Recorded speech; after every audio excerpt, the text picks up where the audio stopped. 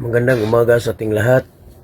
April 8, 2024. Ito po ang salita ng ating Panginoong Diyos na pagkain ng ating kaluluwa, kuha sa Lucas 1:26-38.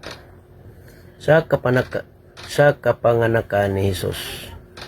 Sa ika-6 na buwan, ang anghel na si Gabriel ay sinugo ng Diyos sa Nazaret, isang lungsod ng Galilea.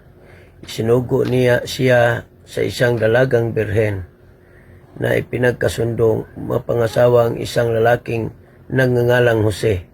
Si ay mula sa angka ni David at ang pangalan ng dalagang birhen ay Maria. Paglapit ng anghel ay sinabi sa kanya, "Binabati kita, ikaw na kinalugdan, ang Panginoon ay kasama mo, kapuri-puri ka sa mga kababaihan." Nang makita ni Maria ang anghel, siya ay naguluhan sa kanyang salita at pinag-isipan niya kung ano kayang uri ng bati ito. Sinabi ng anghel sa kanya, "Huwag kang matakot, Maria, sapagkat nakasumpong ka ng biyaya sa Diyos.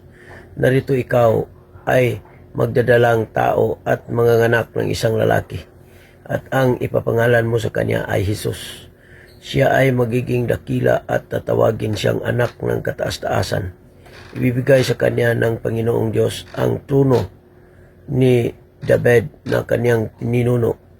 Siya ay maghahari sa tahanan ni Jacob magpakailanman, at ang kanyang paghahari ay hindi magwawakas."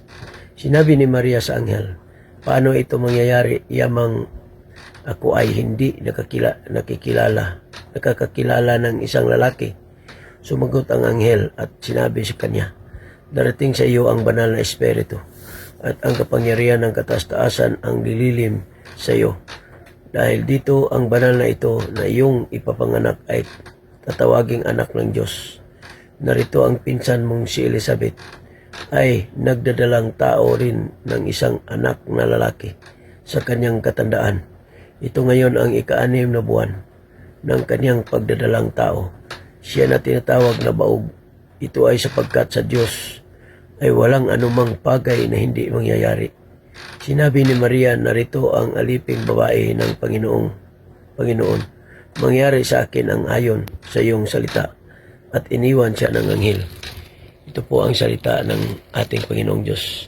Don't forget to share, like my post. God bless us all. Good morning.